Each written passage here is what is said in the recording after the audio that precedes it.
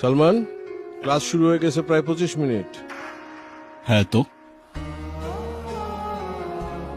এত লেট করে আসলে যে? একটু কাজ ছিল স্যার। আর লেট হইলে কি হয়েছে? আপনার ক্লাস তো ক্লাসের মধ্যেই চলতেছে, রাইট? কোনো প্রবলেম? না, ঠিক আছে, বসো।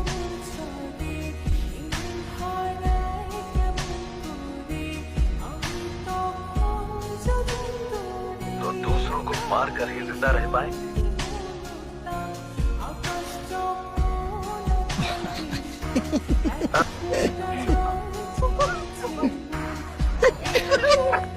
আজকে পুরা সিনেমা দেখে ক্লাসরুম থেকে যাবো।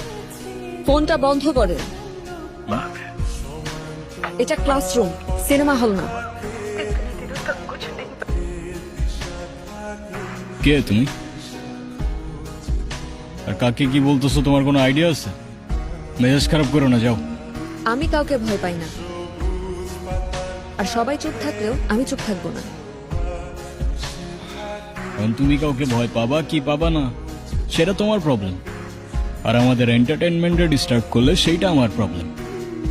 আর আমার প্রবলেম হলে সেইটা এই ক্যাম্পাসের সবার গলার কাটা হয়ে যায়। ভয় দেখাচ্ছেন? নাও, এই মেয়ে মানুষের এই এক প্রবলেম, সেম কথা বারবার রিপিট করতে থাকে।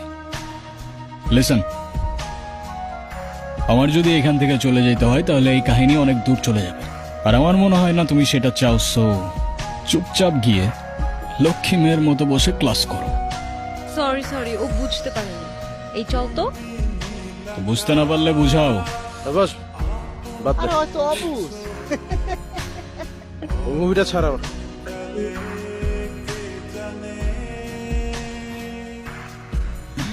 সালমান, হ্যাঁ পাপা।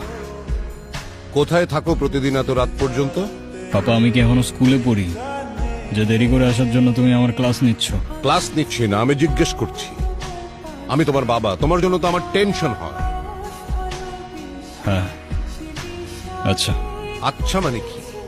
তুমি আজকে ভার্সিটিতে কি করেছো? আমি আবার কি করলাম? আমি আবার কি করলাম মানে? তুমি ভার্সিটিতে একটা ছেলের গায়ে হাত তোলনি? ও আচ্ছা, এই ম্যাটার। আর ওই ছেলেটা কি করছে সেটা শোনো নাই?